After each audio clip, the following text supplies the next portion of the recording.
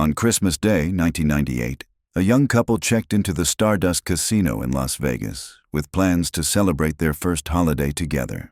By midnight, their room was empty, their belongings untouched, and security footage showed them walking toward the parking garage, but never emerging. For 26 years, their families searched for answers. Then, in December 2024, a construction crew demolishing an abandoned warehouse on the outskirts of Vegas found something that would unravel a conspiracy of silence, obsession, and methodical evil that had claimed not 2 victims, but 17. This is their story. If you're interested in more deeply researched true crime mysteries, please subscribe and hit the notification bell. The neon glow of the Las Vegas Strip painted the night sky in shades of electric pink and gold as Sarah Chen pressed her face against the passenger window of the taxi, her breath fogging the glass. Beside her, Michael Torres squeezed her hand, his thumb tracing gentle circles across her knuckles. "First Christmas away from home," she said softly, watching the crowds of tourists flowing between casinos like rivers of light and laughter. "First of many," Michael replied, lifting her hand to his lips. "When we're old and gray, we'll tell our grandkids about the time we spent Christmas in Vegas." Sarah turned to him, her dark eyes reflecting the kaleidoscope of lights outside. "You think about things like that? Grandkids? With you? All the time." The taxi pulled up to the Stardust Casino, its facade a testament to old Vegas glamour slowly being overtaken by the newer, flashier resorts sprouting along the Strip. They climbed out into the warm desert night, so different from the Chicago winter they'd left behind. As Michael paid the driver, Sarah noticed a man standing near the valet station, partially obscured by shadow. He wore a dark maintenance uniform, and something about his stillness caught her attention. Most people on the Strip were in motion, propelled by excitement or exhaustion, but this man simply watched. When their eyes met, he smiled, a strange, knowing smile that made her skin prickle with unease. "Sarah?" Michael's voice pulled her back. "You ready?" She looked again, but the man had vanished into the crowd. "Yeah," she said, shaking off the feeling. "Let's go celebrate."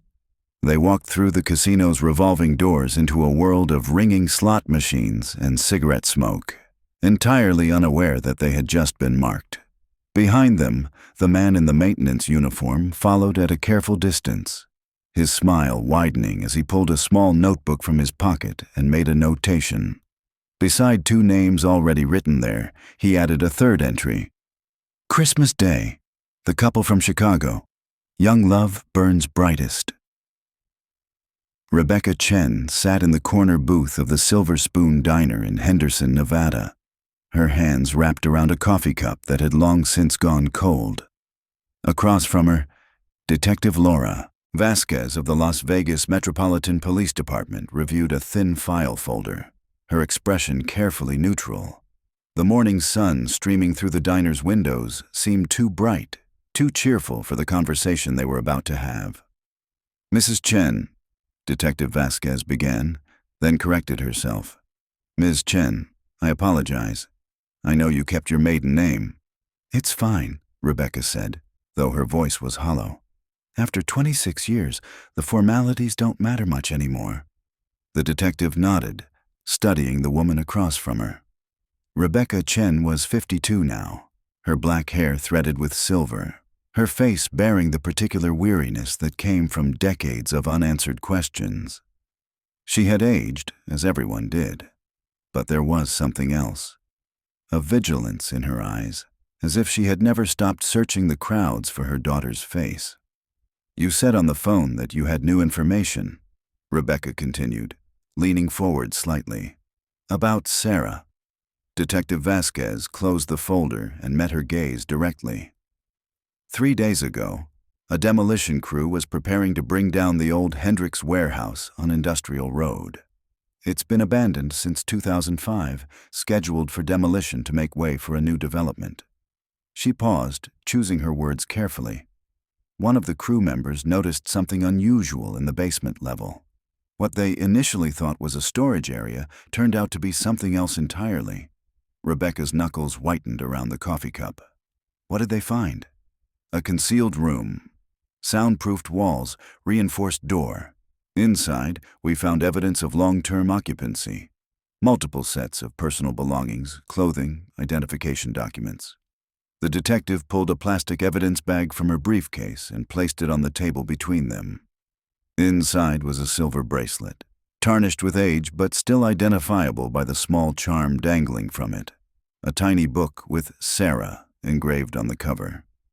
Rebecca's hand trembled as she reached for the bag, then stopped, unable to touch it. That's hers. I gave it to her for her 20th birthday, right before she left for Vegas with Michael. We know, Detective Vasquez said quietly. We've also recovered other items belonging to Michael Torres. His wallet, his college ID, a watch his father identified yesterday. She hesitated. Ms. Chen, there's more. We found evidence suggesting that room was used to hold multiple people over an extended period of time. Years, possibly. The construction workers also discovered something else in a sealed section of the basement. Rebecca closed her eyes. Bodies? Remains, yes. The medical examiner is still working to identify them, but initial assessments suggest we're looking at possibly 15 to 17 individuals. The preservation conditions varied, but some of the remains show signs of... She stopped. I'm sorry. I shouldn't go into those details right now. Tell me everything, Rebecca said, opening her eyes. They were dry, as if she had exhausted her capacity for tears long ago. I've waited 26 years. I need to know what happened to my daughter. Detective Vasquez took a slow breath. The scene suggests a pattern of long-term captivity followed by murder. Whoever created that space did so methodically, over time. The room was designed to be completely hidden from any casual inspection of the warehouse.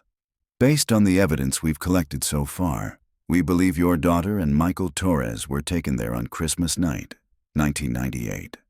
You said taken. Do you know who did this? We're pursuing several leads. The warehouse was owned by a company called Desert Mirage Properties, which dissolved in 2003. We're tracking down everyone associated with that company, as well as anyone who had access to the building during the relevant time period. The detective leaned forward. Ms. Chen, I need to prepare you for what the investigation might reveal. Based on what we found in that room, your daughter and the other victims likely suffered significantly before they died. Rebecca stared at the bracelet in the evidence bag, her expression unreadable. When she spoke again, her voice was steady, almost clinical. How long were they kept there? We don't know yet. The forensic analysis will take time. But you have theories. Detective Vasquez nodded slowly. The condition of some items suggests months, possibly longer. We found journals, Ms. Chen. Several of the victims kept written records. I want to read them. That's not something I can authorize right now. They're evidence in an active investigation, and frankly, the content is... I don't care how disturbing they are, Rebecca interrupted. My daughter disappeared on Christmas Day when she was 23 years old. For 26 years, I've imagined every possible scenario. Whatever is in those journals cannot be worse than what I've already pictured. The detective studied her for a long moment, then nodded. I'll see what I can do. But not today. Today, I need you to walk me through everything you remember about Sarah's trip to Vegas. Every detail, no matter how small. People she mentioned, places she planned to visit, anyone she might have met before she disappeared. Rebecca finally released her grip on the cold coffee cup and reached into her purse, pulling out a worn notebook. I've been keeping records since the day she vanished. Every conversation with police, every lead, every strange call or letter I received from people claiming to have information. She opened it to reveal pages covered in meticulous handwriting, dates and times noted with precision. Where would you like me to start? The beginning, Detective Vasquez said, pulling out her own notepad. Tell me about Sarah and Michael. How they met, what their relationship was like, why they decided to spend Christmas in Vegas. Rebecca's expression softened slightly, a ghost of a smile touching her lips. Sarah met Michael in a bookstore near Northwestern University in the fall of 1997. She was getting her master's in library science, and he was finishing his degree in architecture. She said he was reading Borges in the philosophy section, and she couldn't resist talking to someone who appreciated labyrinths. As Rebecca spoke, Detective Vasquez took notes, occasionally asking clarifying questions. Outside the diner, the desert sun climbed higher, and the Monday morning traffic of Henderson hummed past with indifferent regularity. Inside, a mother recounted the last happy memories of her daughter, unaware that the investigation she had just triggered would expose a predator who had perfected his methods over decades, who had watched and waited and selected his victims with the patience of a spider in an elaborate web. The Hendricks warehouse stood like a monument to urban decay on a stretch of industrial road that time and progress had forgotten. Once a bustling storage facility for casino supplies and furniture, it had been abandoned for nearly 2 decades, its windows covered with plywood, its walls decorated with layers of graffiti. Now, the area around it was cordoned off with police tape, and a small city of white tents had sprung up in the parking lot, housing the forensic teams processing what had become the largest crime scene in Las Vegas history. Detective Laura Vasquez stood in the warehouse basement, her flashlight beam cutting through the dusty air. Beside her, Dr. Martin Reeves from the medical examiner's office reviewed preliminary findings on his tablet, his face illuminated by the blue glow of the screen. The concealed room was professionally constructed, he said, gesturing toward the reinforced door that had been hidden behind a false wall. Whoever built this had knowledge of soundproofing and structural engineering. The walls contain layers of acoustic foam, the door has a commercial-grade lock system, and there's evidence of a ventilation system that was connected to the building's main HVAC, making it virtually undetectable. Laura stepped closer to the doorway, careful not to disturb the markers placed by the forensic team. The room beyond was approximately 15 by 20 feet, with concrete walls painted an institutional beige.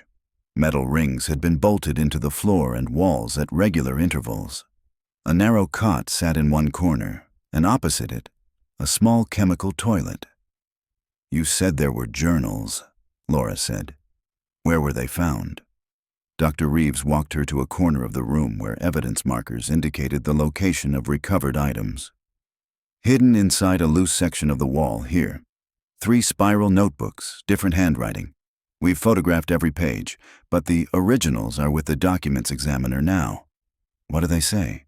"I've only read portions, but they're essentially survival logs, dates, descriptions of their captor, attempts to track time passing. One of them includes sketches, architectural drawings of the warehouse layout, attempts to map possible escape routes." He paused, his professional detachment slipping slightly. "Detective, whoever was keeping these people was visiting them regularly, bringing food, water, sometimes other items.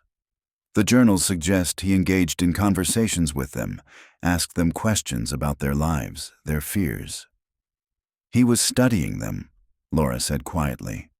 "That would be consistent with the psychological profile Dr. Hampton is developing. This wasn't about immediate gratification. The perpetrator was patient, methodical." Laura moved to examine the metal rings embedded in the walls, noting the wear patterns around them. "How many different DNA profiles have you recovered so far?" 19 distinct individuals, though some are only partial profiles. We're running them through CODIS and NAMUS databases now. The victims in the sealed section of the basement are proving more difficult to identify due to decomposition, but we're hopeful dental records and DNA will give us answers. "What about cause of death?" Dr. Reeves pulled up a series of photographs on his tablet. "Varied. Some show signs of asphyxiation, others appear to have died from blunt force trauma. There's evidence of starvation in several cases. The timeline is complex. These deaths occurred over many years, possibly dating back to the early 1990s. Laura felt a chill despite the basement's stale warmth. "We're looking at a serial killer who operated undetected for over a decade, possibly longer. At minimum," Dr. Reeves agreed. "And whoever he is, he's methodical enough that he stopped or changed his pattern." The most recent evidence we've found dates to approximately 2003 or 2004, around the time the warehouse was abandoned.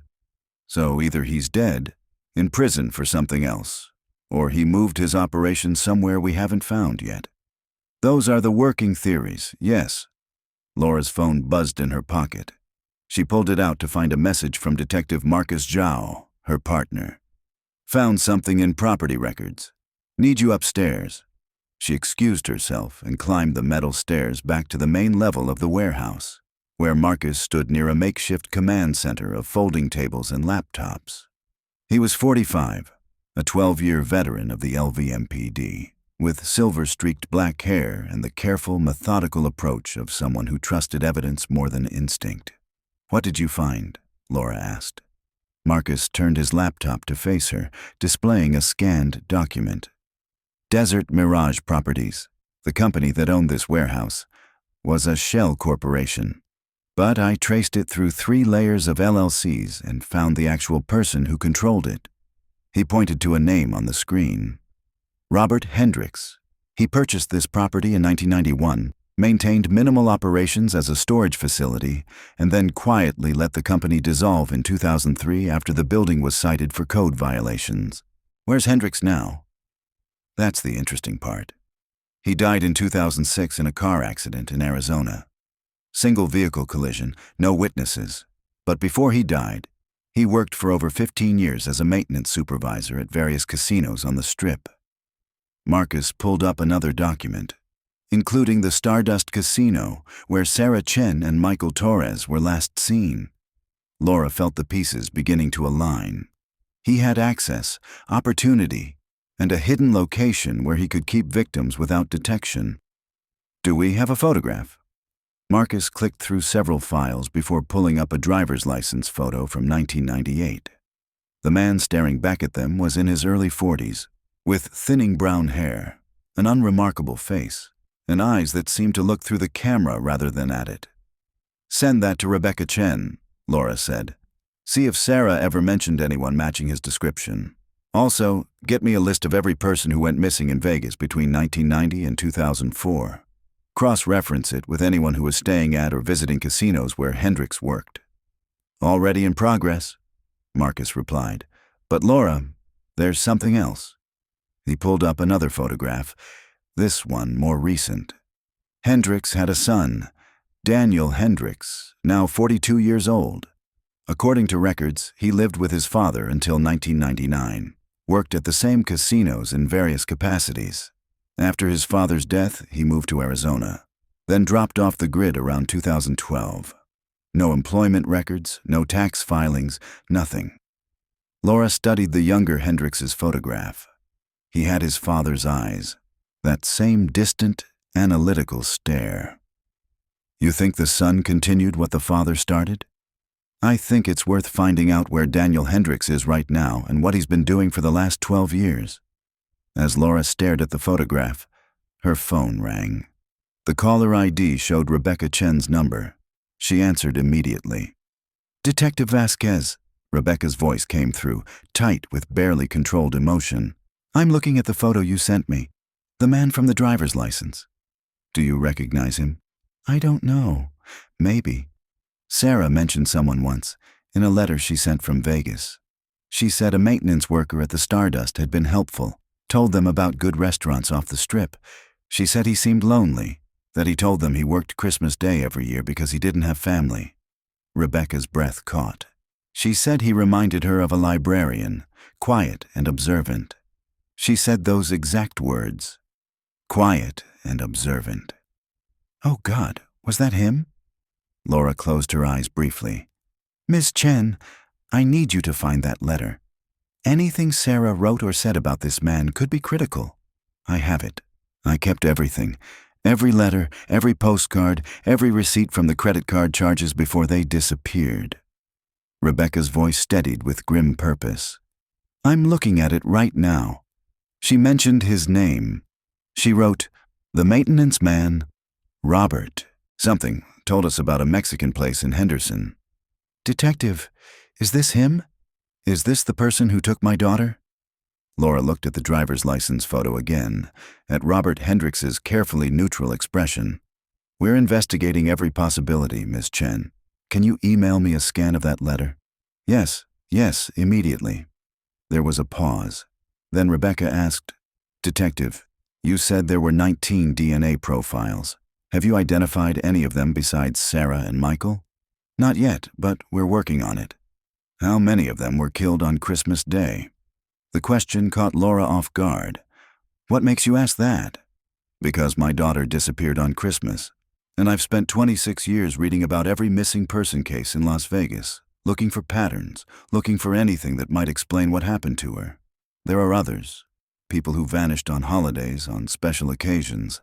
I've kept a list." Her voice dropped to nearly a whisper. "Tell me I'm wrong.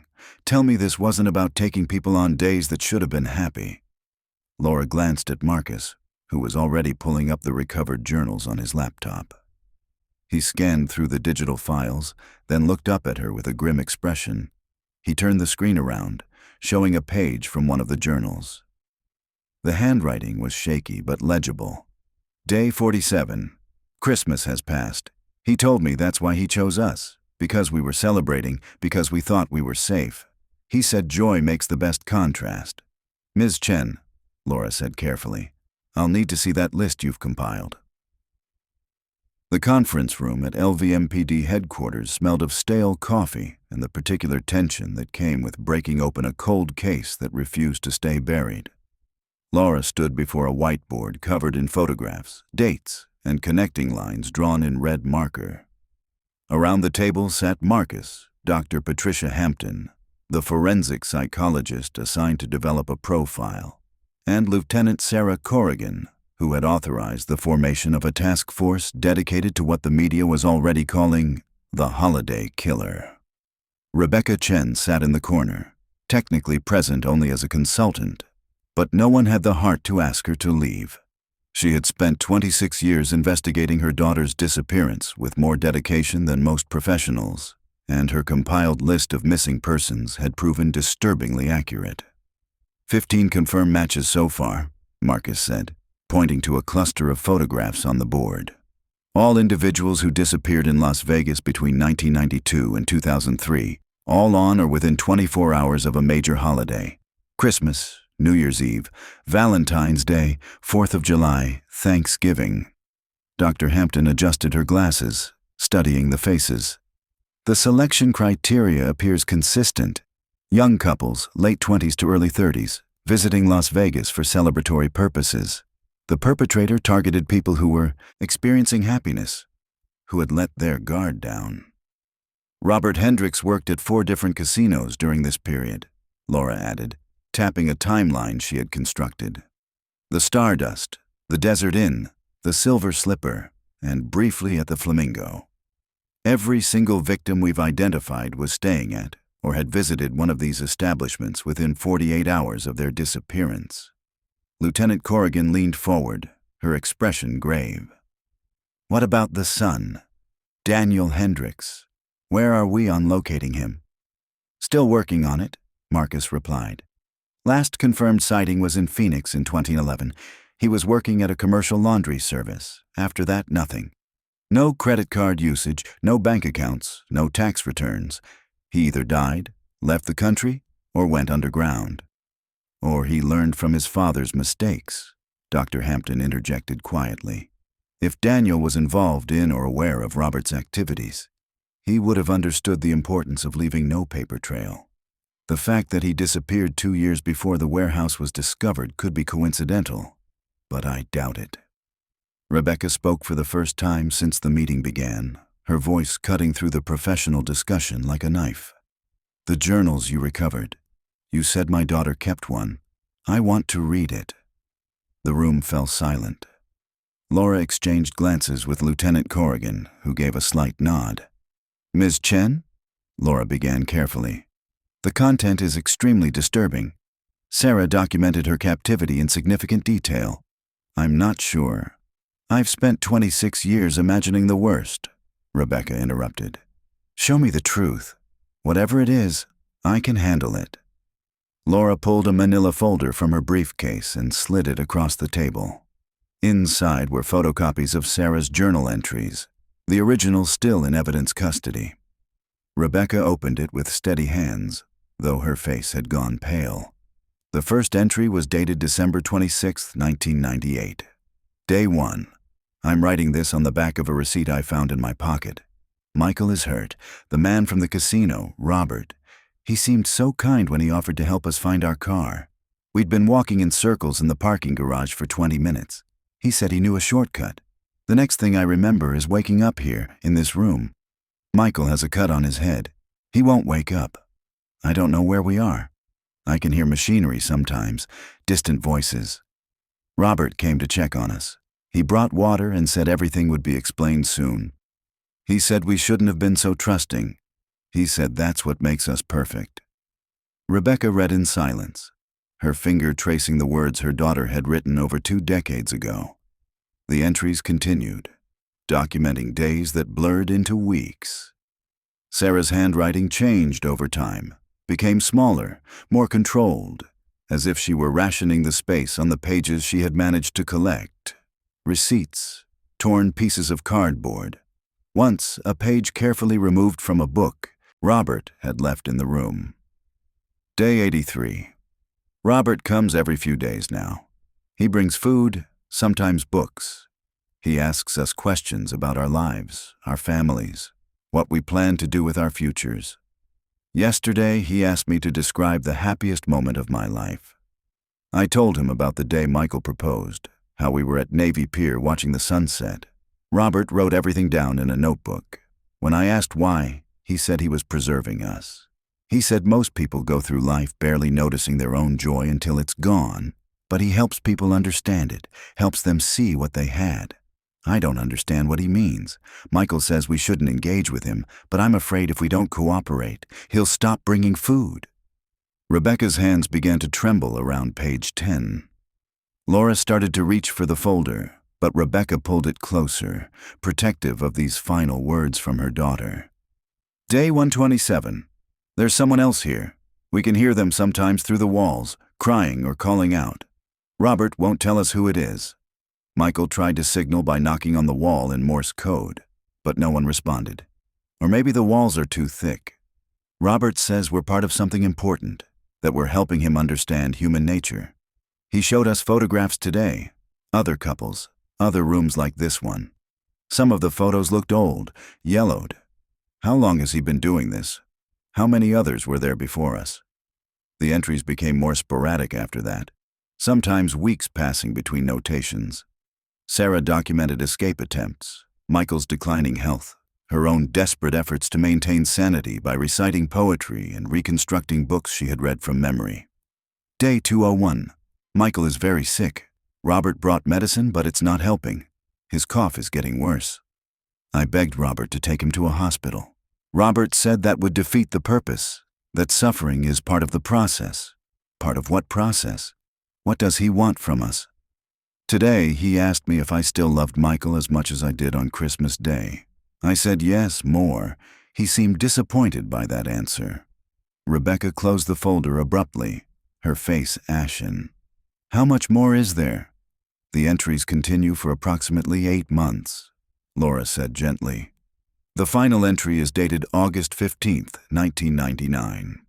8 months, Rebecca repeated, the words hollow. She was alive in that room for 8 months. Dr. Hampton leaned forward, her voice soft but clinical. Ms. Chen, your daughter's documentation is extraordinarily valuable from an investigative standpoint. She recorded details about the warehouse's layout, Robert Hendricks's schedule, even descriptions of sounds that might help us identify other locations or victims. Her strength and clarity of mind under those conditions is remarkable. She died anyway, Rebecca said flatly. Her strength didn't save her. No, Dr. Hampton agreed quietly, but it might save someone else. If Daniel Hendricks is continuing his father's work, understanding Robert's methodology could help us find him. Marcus cleared his throat, uncomfortable with the emotional weight in the room. We've made progress on the property front. Robert Hendricks owned 3 other buildings in Nevada and Arizona between 1990 and 2006. 2 have been demolished, but one still stands, a storage facility outside of Pahrump. We're getting warrants now to search it. Lieutenant Corrigan stood, signaling the meeting's end. I want updates every 6 hours. Marcus, coordinate with Pahrump PD on the search warrant. Laura, keep working the missing persons angle. Someone out there might have seen Daniel Hendricks more recently than 2011. Dr. Hampton, I need that profile completed by tomorrow morning. She turned to Rebecca. Ms. Chen, I can't officially involve you in this investigation, but your research has been invaluable. If you think of anything else, any detail Sarah might have mentioned, contact Detective Vasquez immediately. Rebecca nodded, carefully placing the folder back on the table as if it were made of glass. Detective, the final entry, August 15th. What did it say? Laura hesitated, then pulled out her phone and opened the scanned images. She found the last page of Sarah's journal and turned the screen toward Rebecca. The handwriting was barely legible, shaky and weak. Day 238. Michael died yesterday. Robert took his body away during the night. I'm alone now. I can hear someone else crying through the walls, someone new. Robert brought them in today. He told me it was time for me to move on too, that I'd fulfilled my purpose. He said I helped him understand that love doesn't survive suffering, that it transforms into something else, resentment, desperation, grief. He said he was grateful for the lesson. I don't want to die here. I don't want my last thought to be of this room. So I'm closing my eyes and thinking about Navy Pier, about the sunset, about the moment before Michael proposed when I knew what he was going to ask, and everything was still ahead of us. I'm thinking about that moment, and I'm staying there. I'm not here anymore. I'm not. The entry ended mid-sentence. Rebecca stared at the screen for a long moment, then carefully handed the phone back to Laura. Thank you, she said, her voice barely audible, for letting me know she tried to escape, even if only in her mind. She stood slowly, gathered her coat, and walked toward the door. As she reached it, she turned back. Find Daniel Hendricks, detective. Find him and make sure no one else has to read their child's last words like I just did. After Rebecca left, the room remained silent for several seconds. Finally, Dr. Hampton spoke, her professional detachment cracking slightly. Robert Hendricks wasn't just killing these people. He was conducting experiments, testing theories about human emotional endurance. The journals suggest he was trying to determine at what point love and joy break down under sustained trauma. He was a sadist with a philosophy degree, Marcus muttered darkly. More than that, Dr. Hampton replied. He was organized, patient, and intelligent enough to operate undetected for over a decade.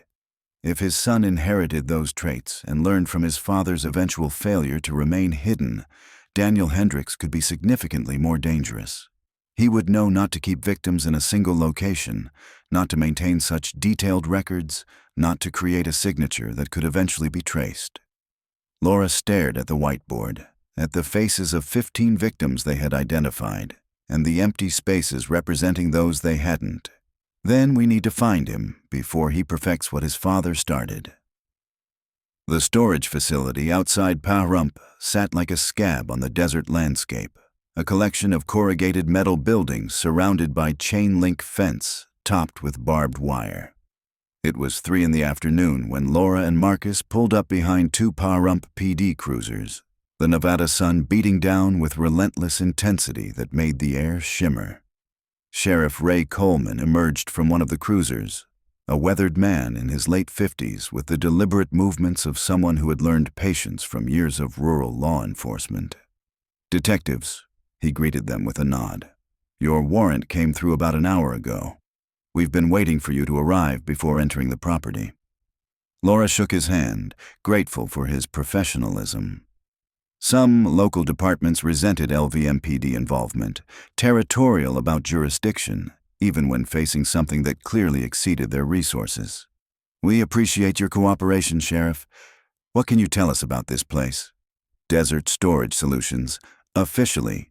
Been here since 1995, owned by Robert Hendricks through another one of his shell companies until it was sold in 2004 to a local businessman named Carl Voss.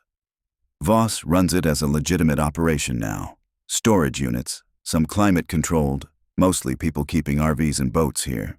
He's cooperative. Says he never met Hendricks personally. Everything was handled through lawyers and escrow. Did Voss keep any of Hendricks's records? Marcus asked. Says no. When he bought the property, it came empty except for one unit that Hendricks maintained separately. Had its own lock, its own access code. Voss honored the terms of the sale. Hendricks's estate kept that unit sealed and paid annual fees through an automated system until the payment stopped in 2012. Laura and Marcus exchanged glances. 2012, Laura repeated. The same year Daniel Hendricks disappeared. Sheriff Coleman led them through the gate and past rows of standard storage units until they reached the back corner of the property, where a single unit sat separated from the others by 20 feet of empty gravel.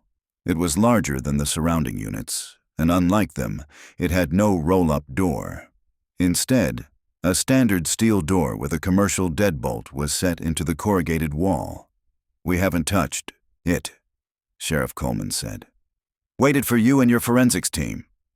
The forensics van pulled up minutes later, and Laura watched as technicians prepared to breach the door. Dr. Reeves had made the drive from Las Vegas, his expression grim as he approached the sealed unit. "Same pattern as the warehouse," he observed, examining the door's construction. Reinforced frame, soundproofing materials visible around the edges. Whoever built this knew exactly what they were doing. The bolt cutters made short work of the lock, and two officers pulled the door open slowly, their flashlights piercing the darkness beyond. The smell hit them immediately. Not the overwhelming stench of decay, but something older, mustier, disuse and stale air. Laura stepped inside, her flashlight beam revealing a space that made her skin crawl despite its ordinariness. The unit was divided into two sections. The front area contained a desk, filing cabinets, and shelves lined with notebooks and what appeared to be photographic equipment. The back section, separated by a hanging plastic curtain, held something that made her breath catch. A room within a room, constructed from soundproofing panels with another reinforced door. "Jesus Christ," Marcus whispered beside her. "He built another one." The forensics team moved in with their lights and cameras, documenting everything before anything was touched. Laura approached the filing cabinets carefully, noting they were unlocked. Inside, she found row after row of manila folders, each labeled with dates and initials. She pulled one at random, SC&MT 122598, 08 to 1599. Sarah Chen and Michael Torres. Her hands trembling slightly, she opened it to find photographs, surveillance shots of the couple at the Stardust Casino, walking through the parking garage, sitting at a restaurant. Notes in precise handwriting detailed their behaviors, conversations Robert Hendricks had overheard, assessments of their relationship dynamic. "He stalked them for days before he took them," Laura said, her voice tight. "Studied them, learned their patterns." Marcus was examining the notebooks on the shelves. "These go back to 1991. Laura, he documented everything. Every victim, every day of their captivity, every conversation." He pulled one down and opened it, his face going pale. "These are transcripts. He recorded them. Their pleas, their conversations with each other, everything." Dr. Reeves had moved to the back section, and now he called out, "Detectives, you need to see this." Laura and Marcus joined him beyond the plastic curtain. The inner room was perhaps 10 by 10 feet, with the same metal rings bolted into the walls and floor that they had found at the warehouse. But unlike the warehouse, this room was pristine, unused. A cot in the corner still had sheets folded at its foot. A chemical toilet sat sealed in its packaging. Bottles of water were stacked neatly against one wall. "He prepared this but never used it," Dr. Reeves said. "The warehouse was compromised in 2004 when the building was cited for violations.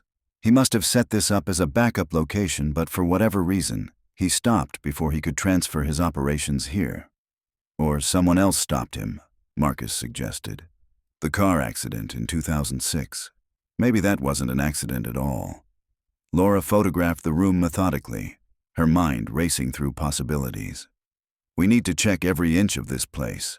If Robert kept this detailed of records, there might be information about his son, about what Daniel knew or was involved in.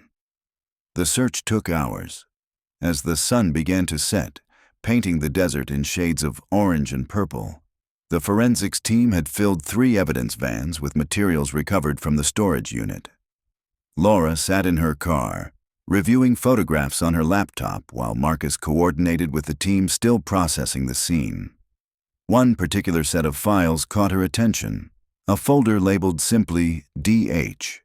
Inside were letters, apparently written by Daniel Hendricks to his father but never sent. She began reading the first one, dated 1997. "Dad, I understand now what you've been trying to teach me. About how people reveal their true nature under pressure, about how the masks they wear in everyday life fall away when they're stripped of comfort and control. I watched through the camera today when you brought food to the couple from Denver. The way she looked at him with such resentment when he tried to comfort her, you were right. 3 months ago she would have died for him. Now she flinches when he touches her. The transformation is remarkable." Laura felt sick reading it, but she forced herself to continue through the letters, each one revealing more of Daniel's gradual indoctrination into his father's twisted worldview. The final letter was dated March 2003. "Dad, I know you're angry about the warehouse situation, about having to shut everything down because of the code violations and the increased scrutiny. But maybe this is an opportunity. Your methods were effective, but they left too many traces. I've been thinking about how to evolve the work, make it cleaner, more sustainable. What if we didn't keep them in one location? What if we moved them, made them part of a circuit where no single place would draw attention?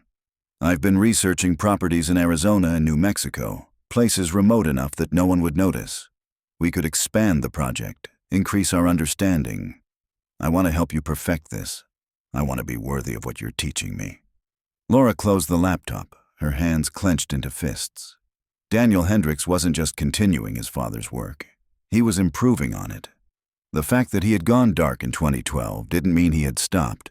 It meant he had learned to leave no trail. Her phone rang, making her jump. It was Lieutenant Corrigan. "Vasquez, we got a hit on Daniel Hendricks' DNA. It matches a profile in CODIS from an unsolved assault case in Phoenix in 2011. A hotel maid reported being attacked by a maintenance worker who tried to drug her, but she fought back and escaped. The attacker fled before police arrived.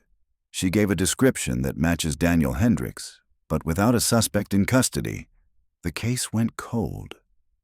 "A hotel," Laura repeated, something clicking in her mind.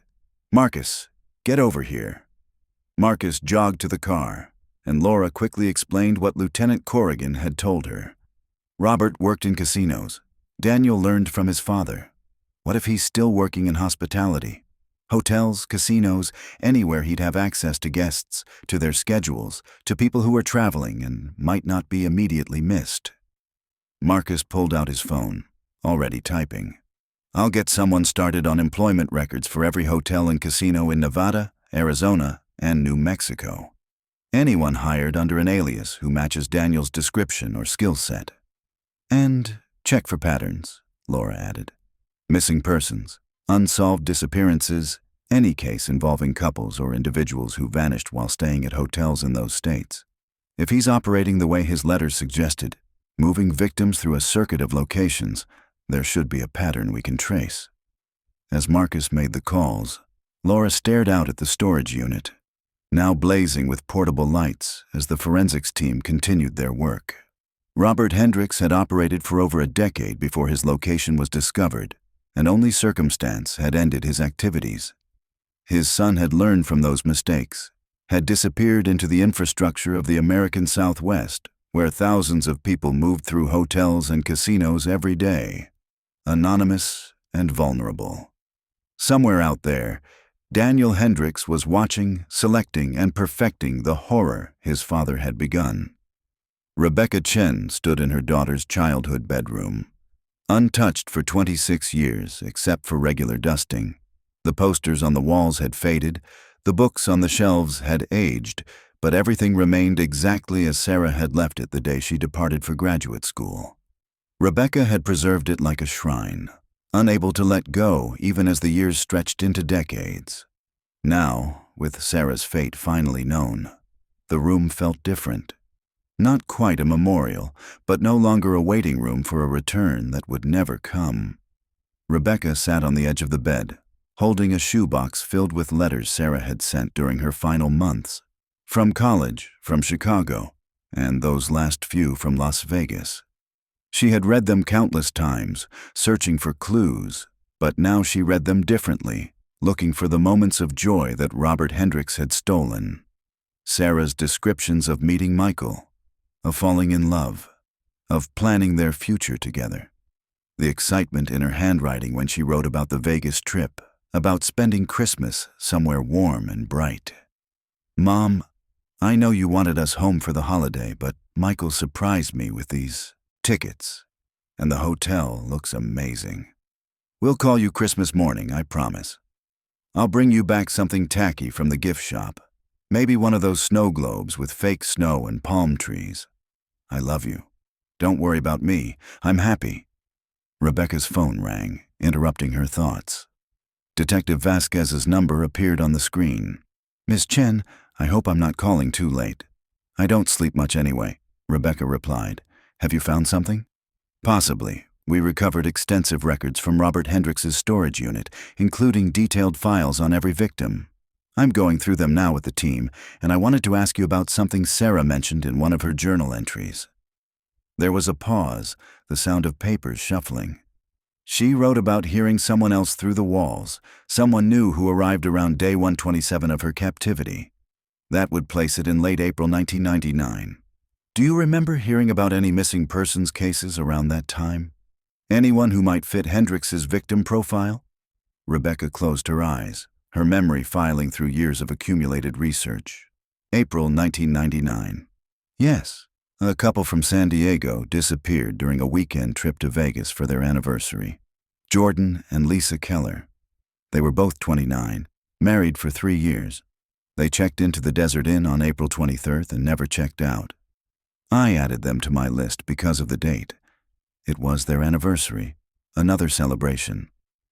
"The Desert Inn," Laura repeated. "Robert Hendricks worked there from 1997 to 2000. Miss Chen, your records might help us identify several other victims. Would you be willing to come to the station tomorrow and walk us through your research?" "Of course. Detective, have you made any progress finding Daniel Hendricks?" Laura hesitated before answering. "We're following several leads. His DNA was connected to an assault case in Phoenix in 2011, and we're working to trace his movements since then. But, Ms. Chen, I need to be honest with you.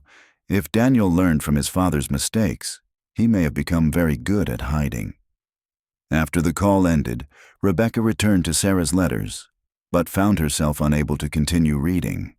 Instead, she went downstairs to her office, where she had spent thousands of hours over the past 26 years compiling data on missing persons, cross-referencing dates and locations, building theories that most people dismissed as the obsessive grief of a mother who couldn't accept her loss. The walls were covered with maps, timelines, and photographs. Red pins marked disappearances that matched Hendricks's pattern.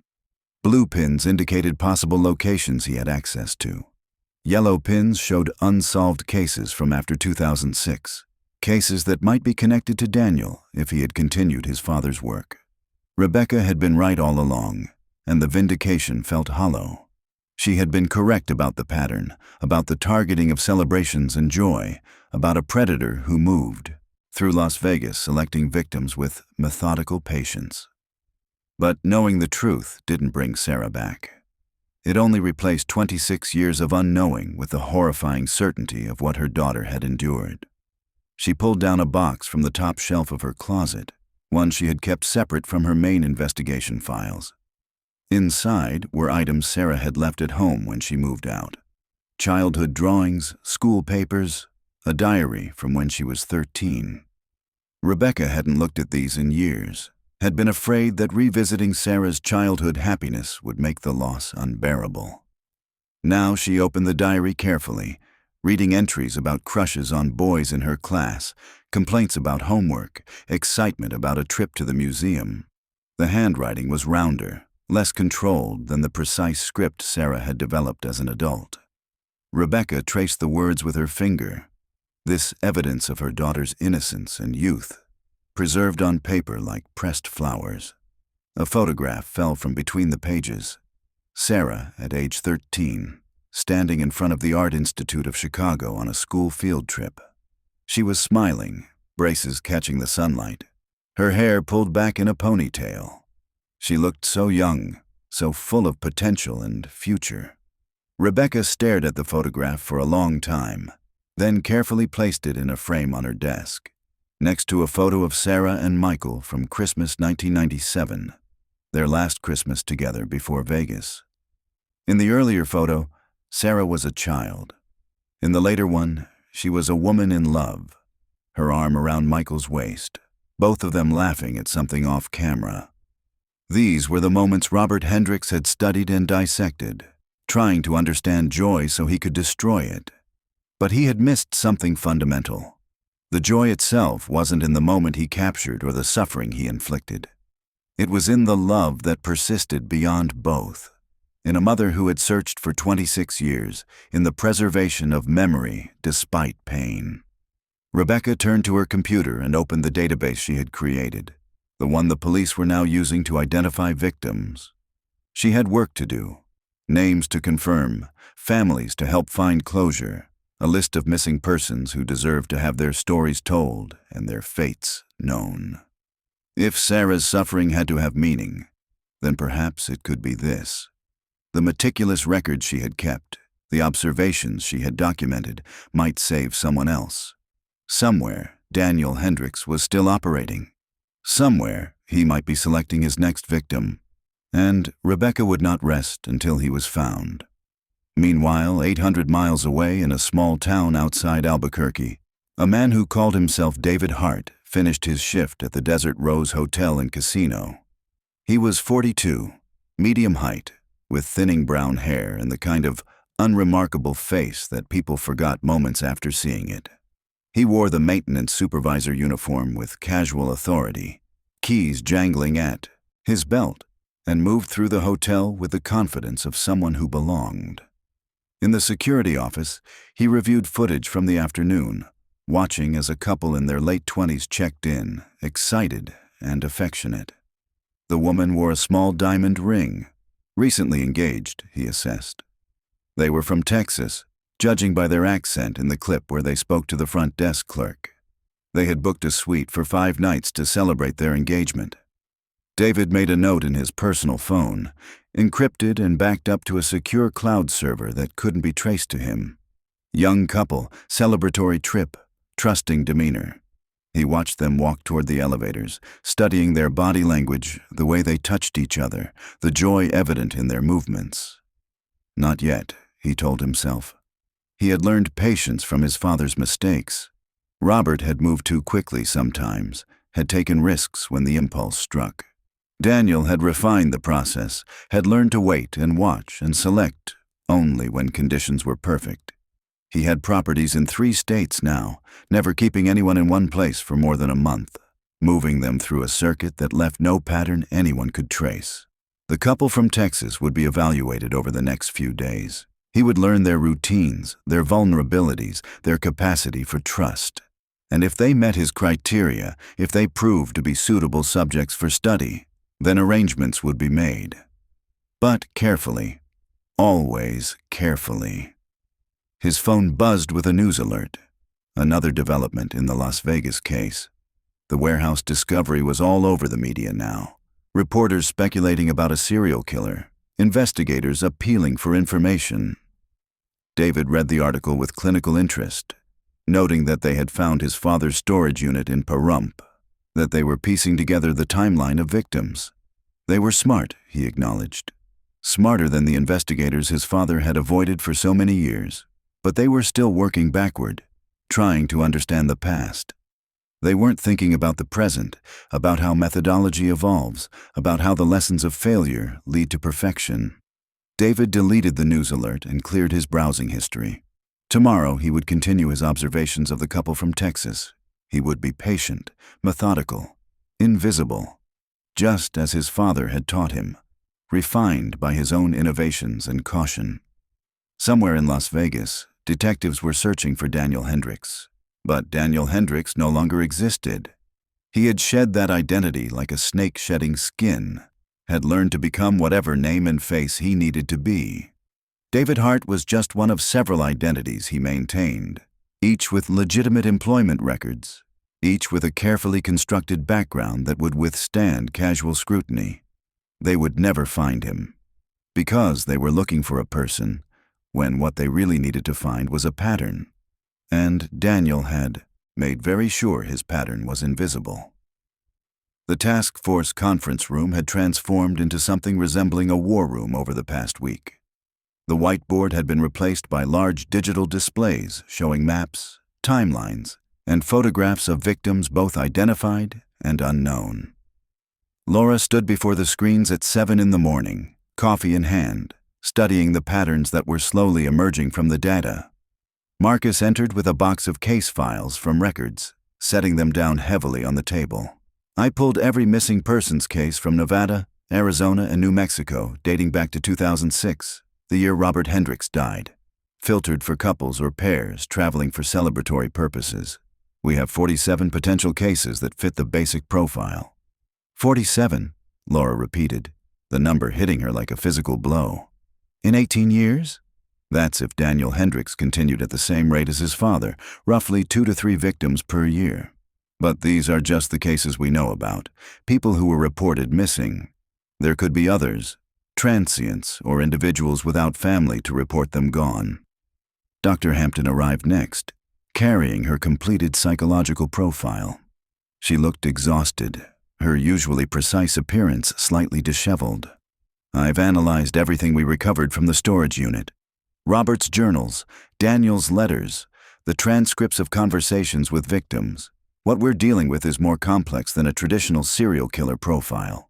She pulled up a slide on one of the displays. Robert Hendricks exhibited characteristics of both organized and sadistic offenders, but his primary motivation wasn't sexual gratification or power in the traditional sense. He was conducting what he perceived as legitimate research into human emotional deterioration. His journals read almost like scientific observations, clinical, detached, methodical. He was insane, Marcus said bluntly. Actually, no. That's what makes this so disturbing. Robert Hendricks showed no signs of psychosis or detachment from reality. He understood that his actions were illegal and would be perceived as morally wrong by society. He simply didn't care because he believed his research was valuable. He saw himself as a kind of philosopher-scientist, testing theories about the nature of human attachment and suffering. Laura set down her coffee, her stomach turning. And Daniel? Daniel is more dangerous because he's more emotionally invested in the work. His letters show progression from reluctant observer to active participant to innovator. While Robert saw his victims as experimental subjects, Daniel developed a kind of reverence for the process itself. He doesn't just want to observe suffering, he wants to perfect it, elevate it to an art form. Lieutenant Corrigan entered with Rebecca Chen following close behind. Ms. Chen has been working with our database analyst to cross-reference her research with our recovered files. She's identified 3 more victims from Robert's documentation. Rebecca moved to the displays, her movements precise and controlled despite the dark circles under her eyes. Jordan and Lisa Keller, missing April 1999. Thomas and Jennifer Wu, missing July 4th weekend, 2001. And Michael and Patricia Dawson, missing Valentine's Day, 2003. She pointed to each set of photographs as she spoke. I've contacted their families. They're all willing to provide DNA samples for comparison with the remains found at the warehouse. That brings us to 18 identified victims, Laura said. We're still working on the others. Detectives, the database analyst called from his laptop at the corner of the table. I think I found something. You asked me to look for employment records matching Daniel Hendricks' profile across multiple hospitality industry positions in the Southwest. I cross-referenced with Social Security numbers that showed activity after 2012, when Daniel supposedly went dark. He pulled up a spreadsheet on the main display. 5 different names, all with similar work histories: maintenance supervisor or facilities management at hotels and casinos. Each identity was used for 2 to 3 years, then abandoned before moving to the next. The employment dates don't overlap, suggesting one person moving between identities. Laura leaned forward, studying the list. David Hart, Marcus Webb, Daniel Morrison, Jason Fletcher, Robert Fields. Where are these people now? That's the interesting part. 4 of the identities have gone inactive. No employment, no tax records, nothing. But David Hart is still active. Currently employed at the Desert Rose Hotel and Casino in Bernalillo, New Mexico. Started there in January 2022. Almost 3 years, Marcus said. That's longer than the pattern would suggest for his other identities. Dr. Hampton studied the information. He might be feeling secure there. The location is relatively isolated, and New Mexico has fewer resources for investigating missing persons than Nevada or Arizona. If he's established himself well at the Desert Rose, he might see it as a sustainable long-term position. Laura was already pulling up information about the Desert Rose on her phone. It's a smaller casino hotel. About 200 rooms, primarily serves locals and tourists visiting Albuquerque. Regular staff of around 50 employees. She looked up at Lieutenant Corrigan. We need to contact New Mexico State Police and coordinate surveillance.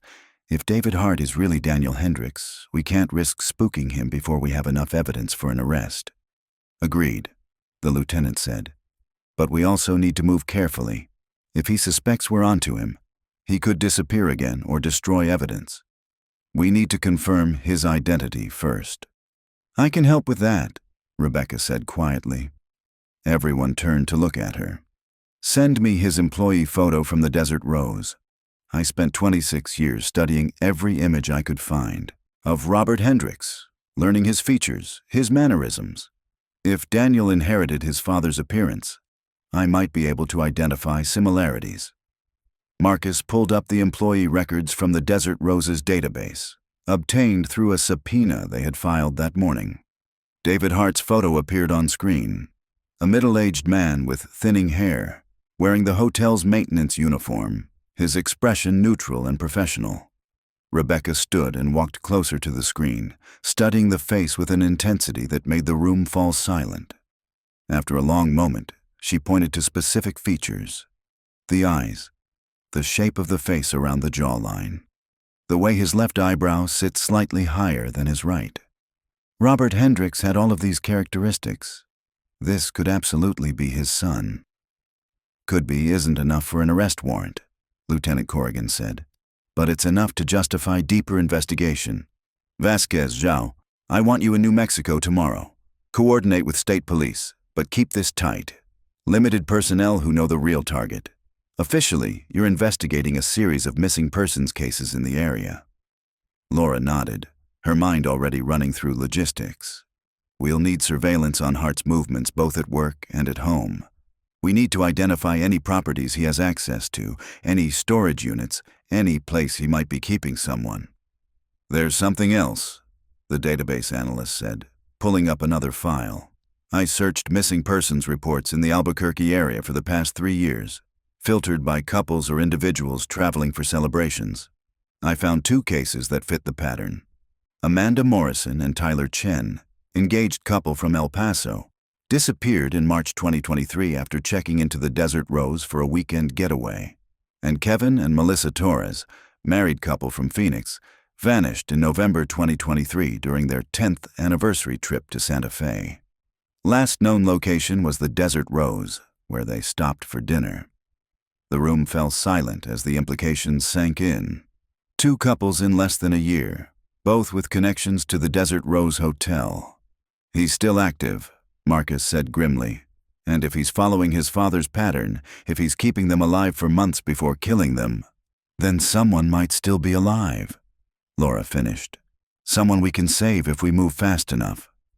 Rebecca's hand had moved to cover her mouth, her eyes fixed on the photographs of Amanda Morrison and Tyler Chen, young and smiling in their engagement photo. Don't let them suffer like Sarah did, she whispered. Please, find them while there's still time. Lieutenant Corrigan stood, her expression set with determination. Vasquez, Zhao, you leave in 3 hours. I'll have the New Mexico State Police Commander briefed by the time you arrive. This is now our highest priority. If David Hart is Daniel Hendricks, and if he has someone captive right now, every hour counts. Laura gathered her files, her mind already shifting into operational mode. But as she prepared to leave, Rebecca caught her arm. Detective, when you find him, when you arrest him, I want to be there. I want him to see me and know that Sarah's mother never stopped looking, that his father's mistakes led us straight to him. Laura met her eyes, seeing the steel beneath the grief. I can't promise that, Ms. Chen, but I can promise we'll get justice for Sarah and all the others. That has to be enough. Rebecca nodded slowly, releasing her grip. Then make sure he knows their names, every single one of them. Make sure he understands that they weren't experiments or subjects. They were people, and they're remembered. As Laura left the conference room, she felt the weight of 18 identified victims and countless unknown others pressing against her shoulders. Somewhere in New Mexico, a man who had learned evil from his father was continuing to perfect it. But for the first time in 26 years, someone was close enough to stop him. The hunt was no longer theoretical. It was a race against time, and the clock was already running. The Desert Rose Hotel and Casino sat like a mirage on the edge of Bernalillo, its pink stucco facade and palm trees incongruous against the high desert landscape. Laura and Marcus arrived just after sunset, the building's neon sign flickering to life as they pulled into the parking lot of a nondescript office building 3 blocks away, the temporary command center New Mexico State Police had established for the operation. Inside, they found Detective Ramon Gutierrez of the NMSP, a compact man in his early 40s with sharp eyes and the careful demeanor of someone who had worked undercover for years. He had a laptop open on the table, surveillance footage from the Desert Rose playing on the screen. We've been watching Hart for the past 8 hours, Gutierrez said by way of greeting.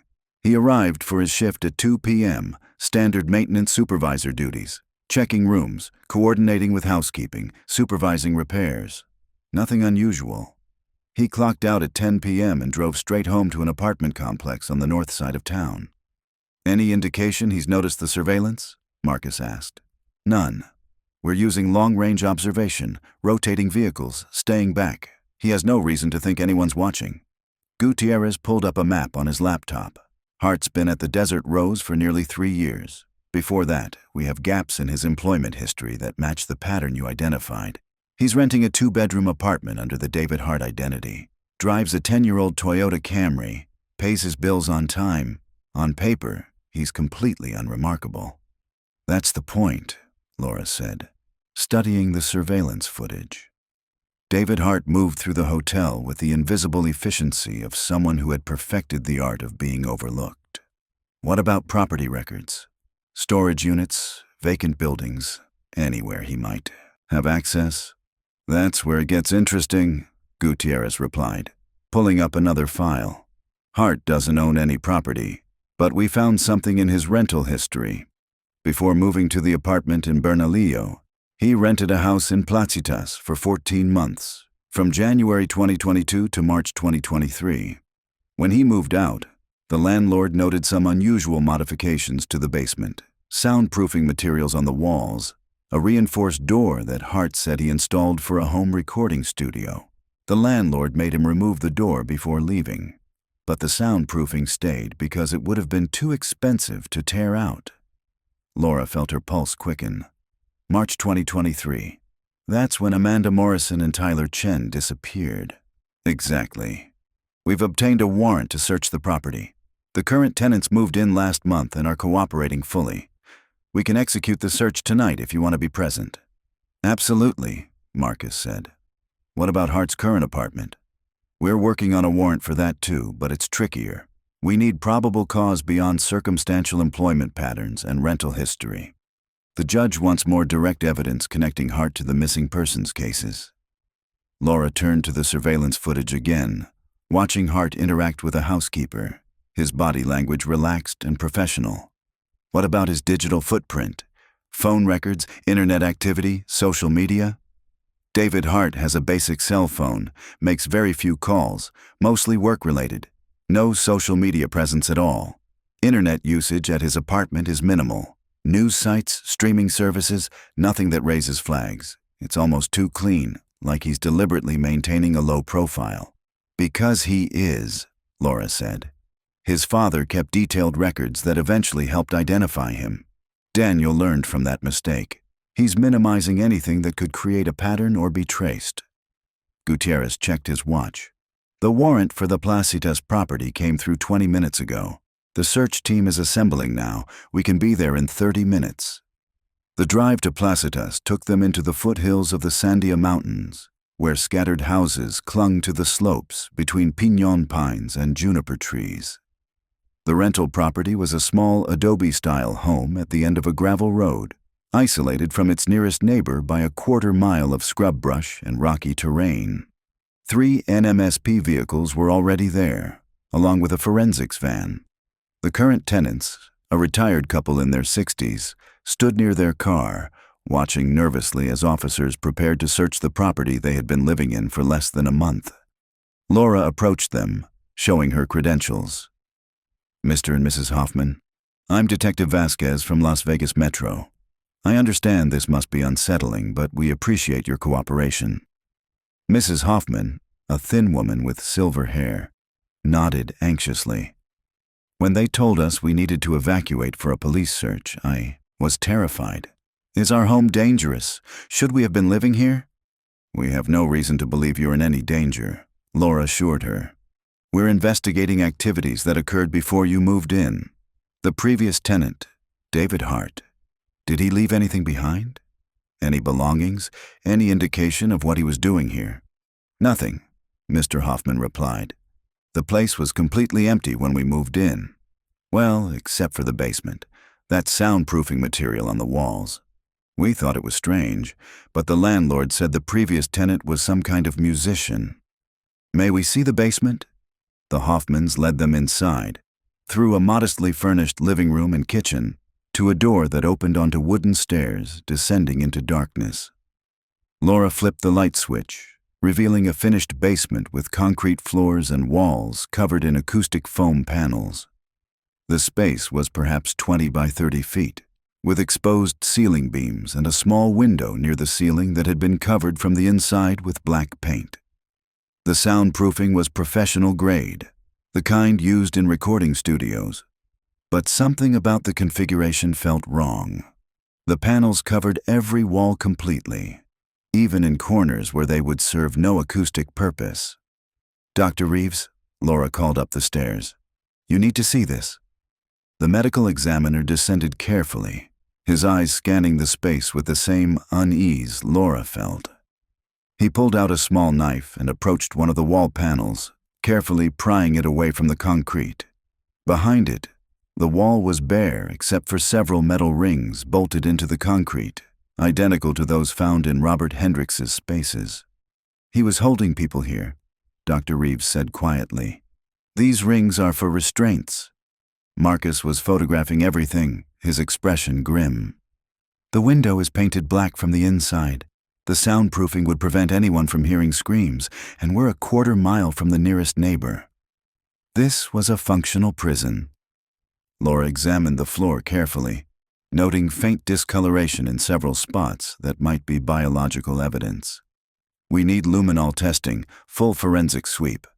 If Amanda Morrison and Tyler Chen were held here, there should be traces of their presence. The forensics team worked through the night, carefully removing panels and testing every surface for DNA, blood, and other biological evidence. Laura and Marcus watched from the stairs, too wired to leave despite exhaustion creeping in around the edges of their vision. At 3 in the morning, one of the forensic technicians called them over. Detectives, we found something. She indicated a section of concrete floor near the corner of the basement.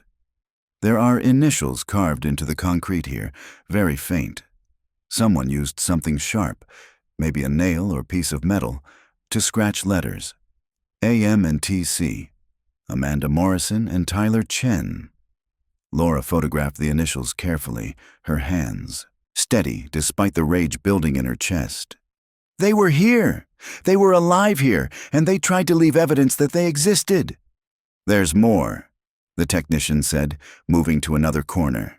Here and here, other initials, KT and MT, at least 4 different sets we've found so far, Kevin and Melissa Torres, the couple from Phoenix who disappeared in November 2023.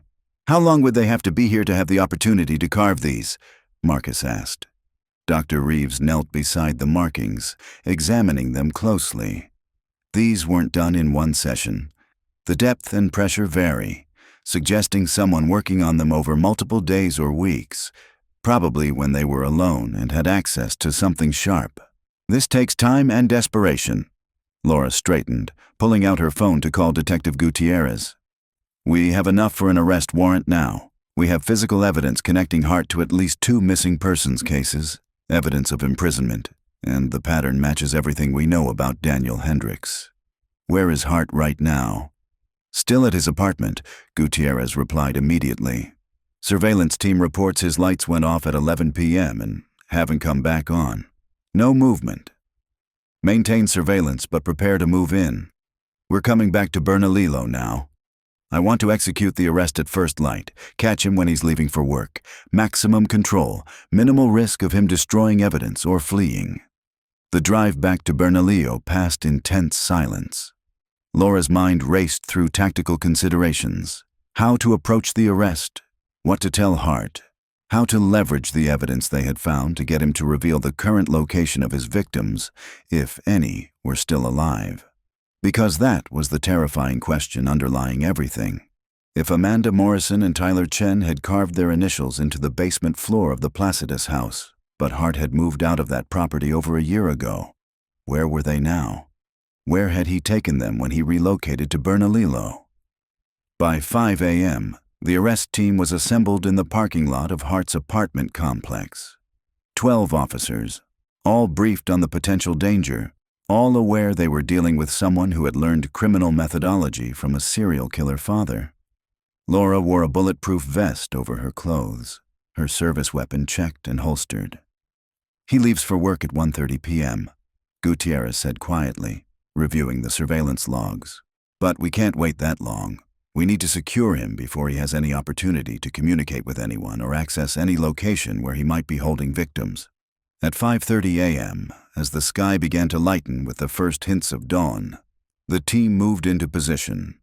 2 officers covered the back exit of Hart's ground floor apartment, while Laura, Marcus, and 4 others approached the front door. Gutierrez stood ready with a battering ram. Though they hoped to avoid forced entry if possible, Laura knocked firmly on the door. David Hart, this is the Las Vegas Metropolitan Police. We need to speak with you. Silence. Then the sound of footsteps inside, slow and unhurried. The door opened to reveal David Hart wearing pajama pants and a t-shirt, his hair disheveled from sleep. His expression confused, but not alarmed. Can I help you? He asked, his voice thick with sleep. Is something wrong at the hotel? Laura held up her badge. David Hart, also known as Daniel Hendricks, you're under arrest for kidnapping and suspicion of murder. Put your hands behind your back. For just a moment, Hart's carefully neutral expression cracked. His eyes widened slightly, and Laura saw something flicker across his face. Not fear, but surprise and something else. Disappointment, perhaps, or resignation. Then the mask returned. I think you have the wrong person. My name is David Hart. I don't know anyone named Daniel Hendricks. We know who you are, Marcus said, moving forward with handcuffs. We know about your father Robert, about the warehouse in Las Vegas, about the storage unit in Pahrump. We know about the house in Placidus. We found the initials carved into the floor.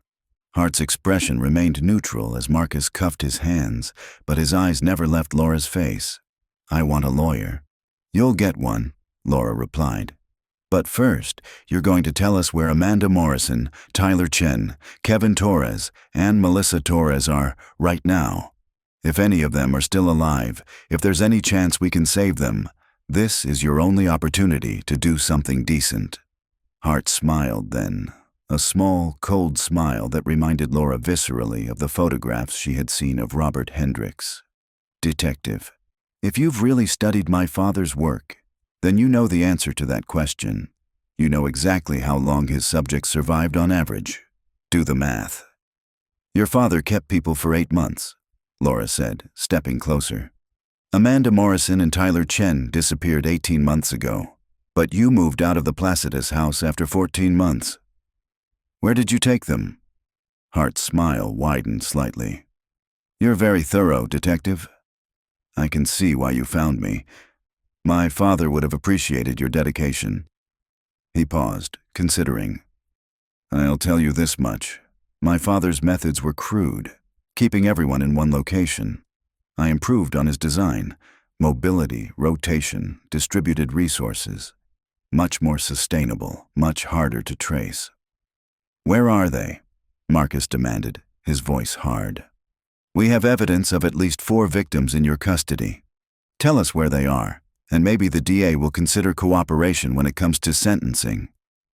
"I'd like to speak with my lawyer now," Hart repeated, his tone pleasant and unhurried, as if they were discussing something mundane. "I have nothing further to say." As officers led Hart to a waiting police car, Laura felt frustration and fury warring in her chest. They had him in custody, had evidence connecting him to multiple disappearances, but without knowing where he was currently keeping victims, without finding his current operational location, they might have 4 more families joining Rebecca Chen in her grief. Gutierrez approached as Hart was placed in the cruiser. "We're executing the search warrant on his apartment now, and I've got teams checking every property within 50 miles that might be connected to him. Storage units, vacant buildings, anything." "He said distributed resources," Laura said, watching the police car pull away with Hart in the back seat. "Multiple locations, rotating victims between them. He could have spaces in 3 or 4 different places, move people every few weeks to avoid detection. Then we'll search every place he's ever had access to," Marcus replied grimly. "Starting with the Desert Rose Hotel itself. If he's been working there for 3 years, he might have created spaces inside the building, just like his father did at the casinos." Laura pulled out her phone, calling Lieutenant Corrigan to update her on the arrest. As she explained the situation, she watched the sunrise painting the Sandia Mountains in shades of pink and gold, beautiful and indifferent to the horror that had been unfolding beneath its light. They had caught Daniel Hendricks, ended his ability to select and take new victims, but somewhere, possibly within hours or days of death, 4 people might still be trapped in spaces he had prepared, running out of time while detectives searched desperately for locations that had been designed to remain hidden. The race wasn't over. In many ways, it had just become more desperate. 6 months later, Rebecca Chen stood in a cemetery in Chicago, where Sarah's remains had finally been laid to rest beside her father, whose body had been recovered from the limestone sinkhole in Texas where Robert Hendricks had disposed of it 26 years earlier. The double funeral had been attended by hundreds: family, friends, former classmates, and representatives from 15 other families whose loved ones had been identified among Robert Hendricks's victims. The investigation into Daniel Hendricks had uncovered 3 additional locations in New Mexico and Arizona where he had held victims. The search had been desperate and exhaustive, with teams working around the clock to trace every property he had access to, every storage unit he had rented under various names, every abandoned building in the areas where he had worked. They had found Amanda Morrison in a concealed room beneath a storage facility in Socorro, New Mexico, 38 days after Daniel's arrest. She was severely malnourished, dehydrated, and traumatized beyond measure, but alive. Tyler Chen had been found with her, though he had died 3 days before the discovery, his body still in the room where they had been kept. Kevin Torres and Melissa Torres were found in a modified shipping container buried on a property outside Phoenix that Daniel had access to through yet another false identity. Both were deceased, having succumbed to dehydration approximately 2 weeks after Daniel's arrest. unable to escape the container that had been designed to be undetectable from the outside. The discovery of Amanda Morrison alive had been a bittersweet victory. She had survived, but the cost of that survival would echo through the rest of her life. She was currently in psychiatric care, slowly beginning the long process of healing from 18 months of captivity.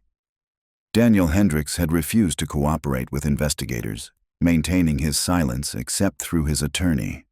He would face trial in New Mexico for kidnapping and murder, with additional charges pending in Nevada and Arizona. The death penalty was being sought in all 3 states. Rebecca laid white roses on Sarah and Michael's shared headstone, her fingers tracing the engraved words, "Together in joy, reunited in peace." It wasn't the ending she had wanted.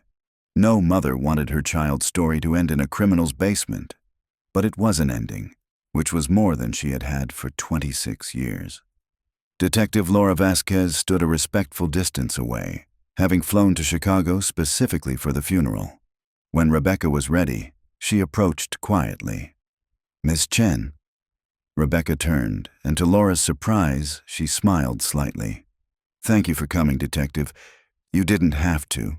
"Yes, I did. Your daughter helped us catch him. The records she kept, the observations she documented, they were crucial in building the pattern that led us to Daniel." Rebecca nodded, looking back at the headstone. Sarah was always meticulous. Even as a child, she kept journals, made lists, documented everything. Her voice caught slightly. I suppose in the end, that precision gave her a way to fight back, even when she couldn't physically escape. They stood in silence for a moment, watching as other mourners placed flowers on the graves of Jim, Sarah, and Michael Torres, whose family had chosen to bury him in Chicago near Sarah, honoring the love that Robert Hendricks had tried to destroy. "Have you given any thought to what you'll do now?" Laura asked gently. "You've spent so much of your life searching. Now that you have answers—" "I'm not stopping," Rebecca interrupted firmly.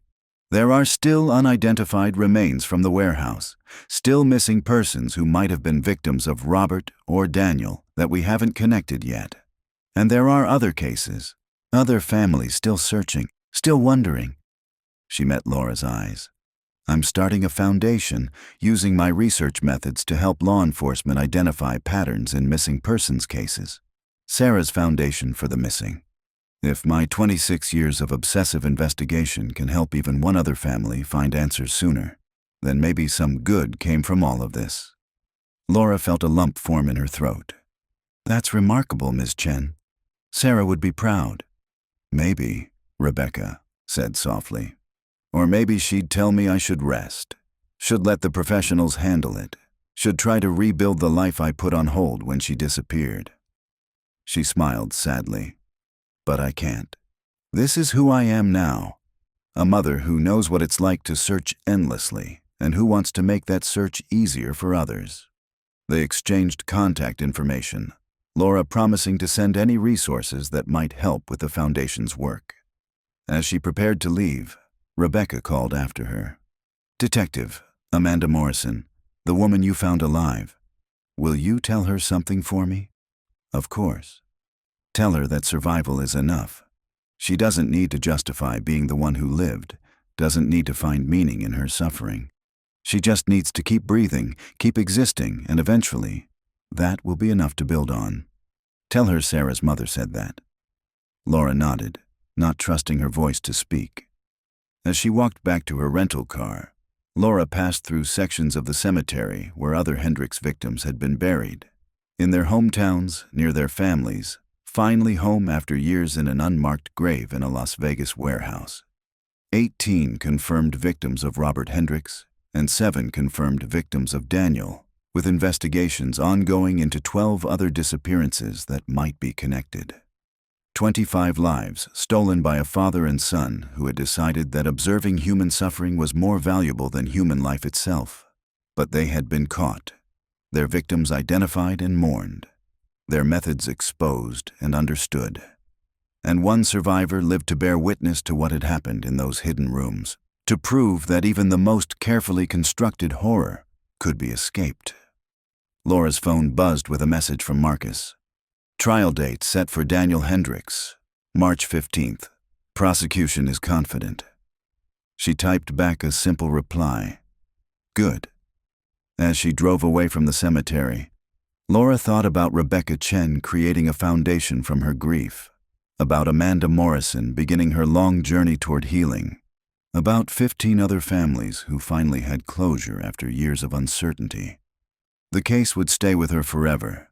The faces of the victims, the cold efficiency of the Hendricks' methods, the desperate hope that had driven the investigation forward even when success seemed impossible. But most of all, she would remember Sarah Chen's final journal entry, the young woman who refused to let the last thought in her mind be of the room where she was dying, who chose instead to remember joy and love and a sunset at Navy Pier. That was the real victory over the Hendricks' philosophy, that even in the darkest moment, even at the very end, their victims maintained the humanity that their captors could never understand. The sun was setting over Chicago as Laura headed to the airport, painting the sky in the same shades of orange and pink that Sarah had described in her final thoughts.